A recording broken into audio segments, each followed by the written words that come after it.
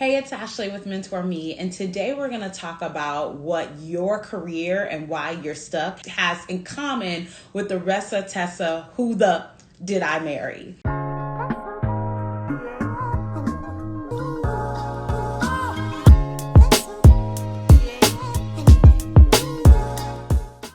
I, like the rest of the world, have been watching this 50-part saga of Ressa Tessa's story of how she got completely bamboozled by a scammer and a random man from Atlanta. And I love to talk about the synergies and the connections between relationships and career, because so much of being in a committed relationship, so much of love and marriage and partnership carry similarities to what we experience at work. I always tell my mentees that you spend more time at work with your coworkers, with your colleagues, in the office, doing work in Outlook than you do often with your family. And so the intimacy, the connection, the things that make us stay are very similar. And while the story that she told on TikTok in 52 parts is absolutely insane, I think that when I was watching her story, I saw so many similarities to the same reasons why women again and again and again tell me that they stay in jobs that they've outgrown. Tell me why they stay in jobs that they no longer want. Why they stay in jobs that are overworking them and underpaying them and not valuing them in a meaningful way. And so I want to talk about some of the reasons why women stay in abusive, manipulative, unsupportive relationships, and how that same rationale can carry over to what you might be experiencing and staying in a job that's no longer serving you. And today we're talking about why she stayed, the real reasons and rationale why women often stay stuck in roles that are no longer serving them, and the similarities to some of the same rationale that women stay in abusive and unsupportive relationships. I think this is really important to dialogue about, and this is really important to talk about, because I think that it's easy to see someone in an abusive or unsupportive relationship and be like, couldn't be me. I would, can't you see the red flags? That would never happen to me. But you're experiencing the same thing because you're stuck in a job that you hate and you've been there for 3 years past your prime.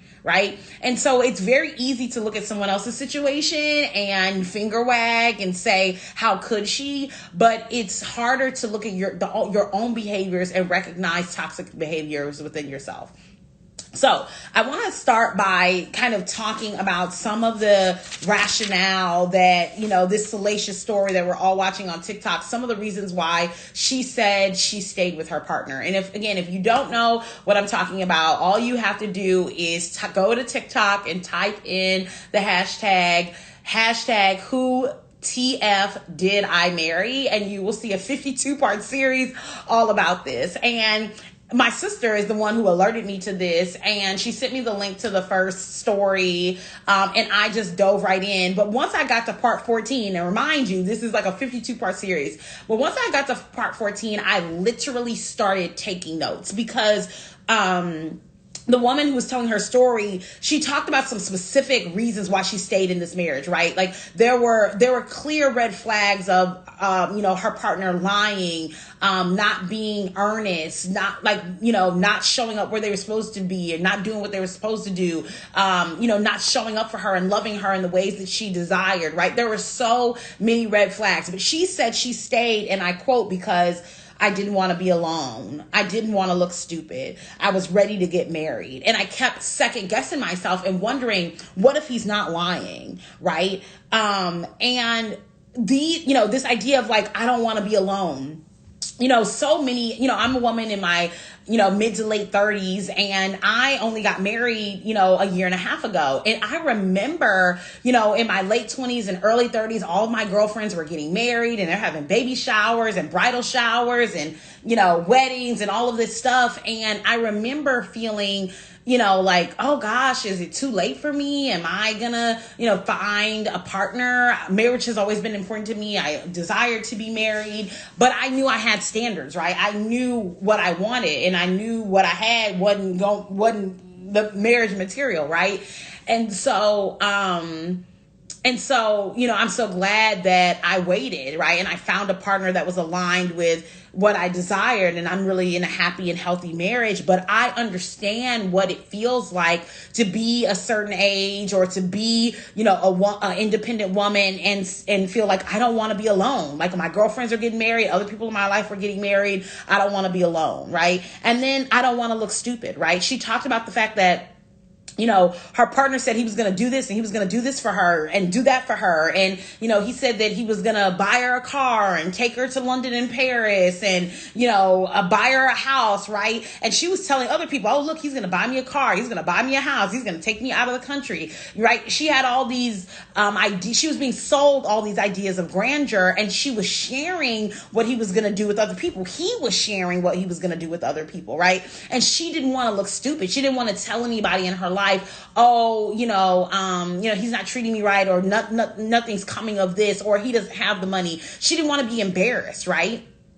And that is something women hold so much shame, right? Even when the shame is not ours. He was the one who was broke and a liar and not faithful, right? But she was carrying so much shame in the marriage, in the relationship, and she stayed because she didn't want to look stupid. And lastly, she talked about the fact that she was ready to get married. And she said that she initially married him because she was ready to get married. It was important to her.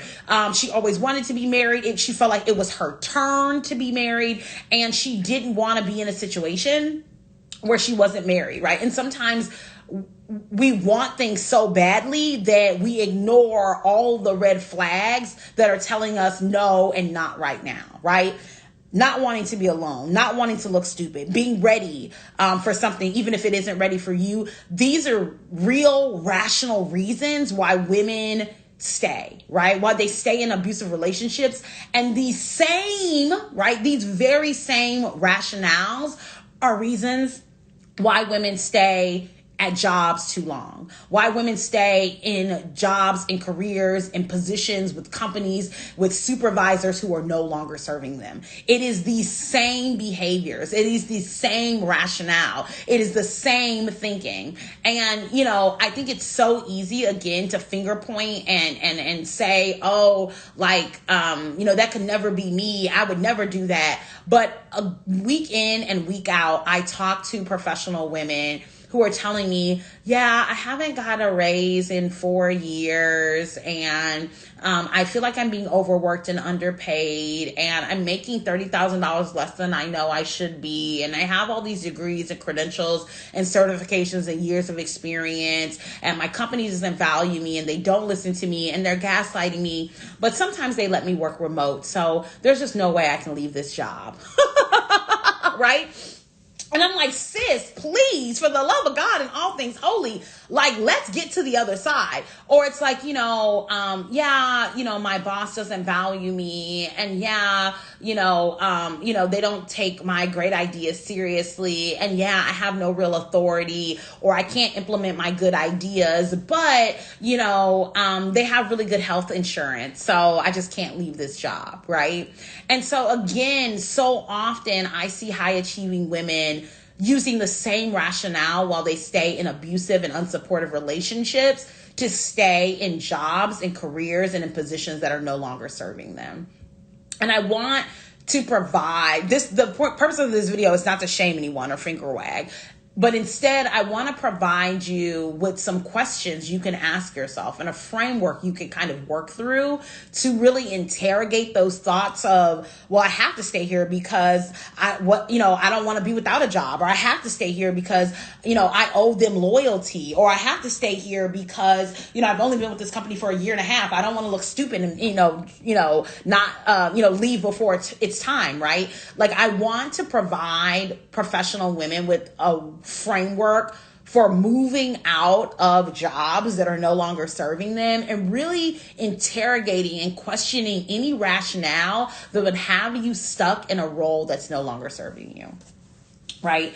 And so The number one question I invite you to ask yourself, if you feel like, the number one question I invite you to ask yourself, if every time you watch one of my videos, you see me post on social, I share that I'm accepting new mentees, and you see that and say, yeah, I would get some help in advancing my career, or I would, try to find and secure a new job, but I just, I'm just worried that, I'll never find anything as flexible as my current job, right? If that is what you're experiencing, if that's what you're saying to yourself, then I want to invite you to ask yourself, why do you think that your current employer, your current supervisor, your current organization are the only people that allow autonomy for their employees, right?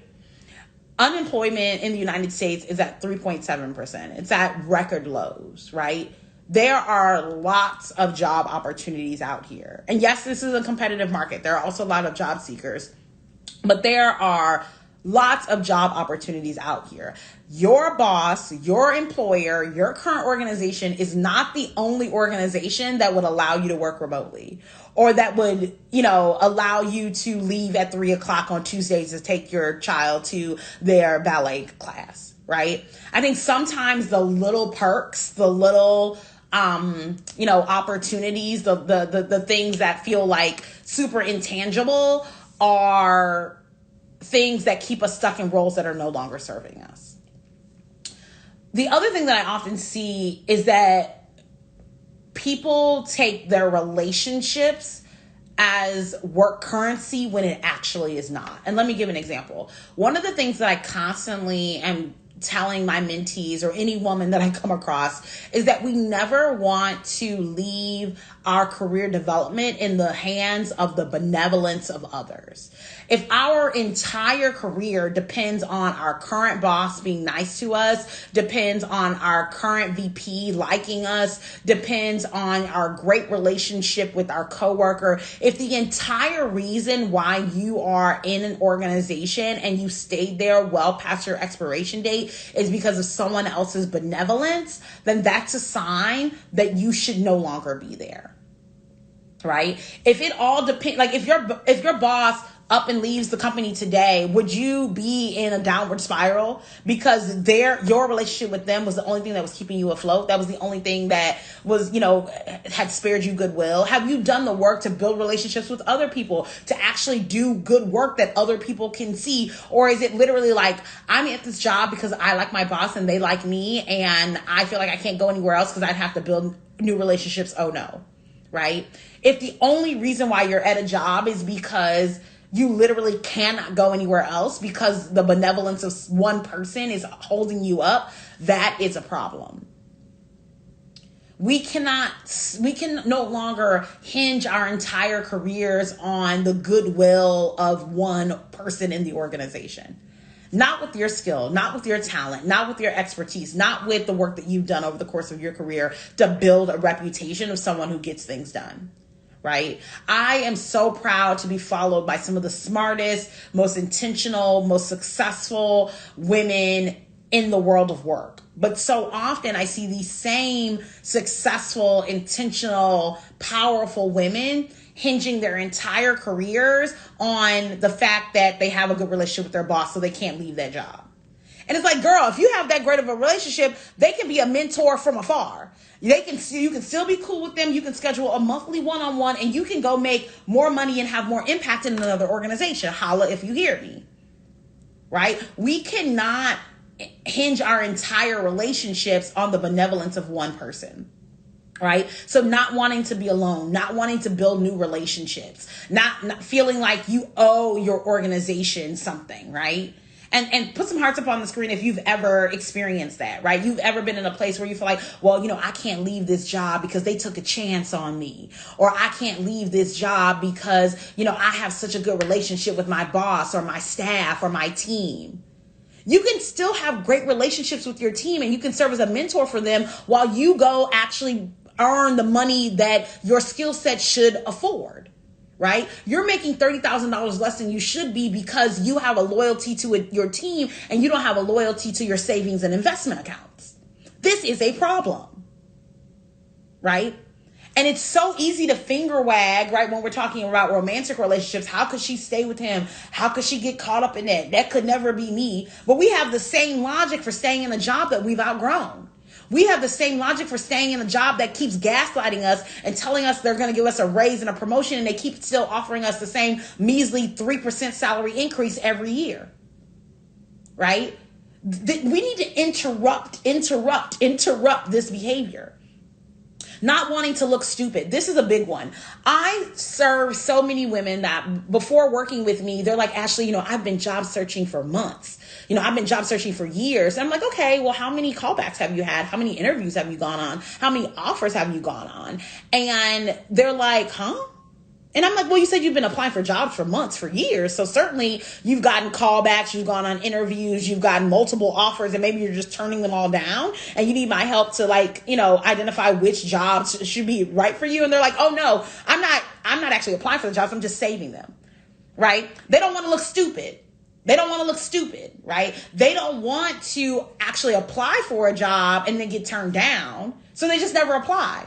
Or they apply for jobs that are well beneath their skill set. Maybe they do get the job offer, and then they're like, well, of course I can't take this. This would pay me $20,000 less than I make right now. Or this would only pay me the same amount that I make right now. And it's like, then why did you apply for the job? Right? We need to have a strategy so that we don't stay stuck applying for the same level of jobs that we already have.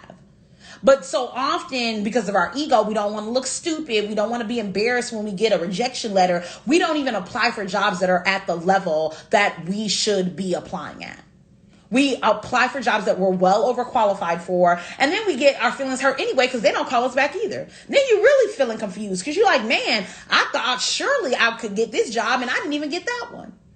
And let me be clear, you can have great relationships with your boss, with your supervisor, with your team. You can have very fond relationships with them, but it becomes an abusive relationship when the only reason you're staying is because you're afraid you'd hurt their feelings if you leave. You are hurting your own feelings by not going after positions of authority, not going after higher level, higher impact roles, not doing the work that's really required for you to advance your career.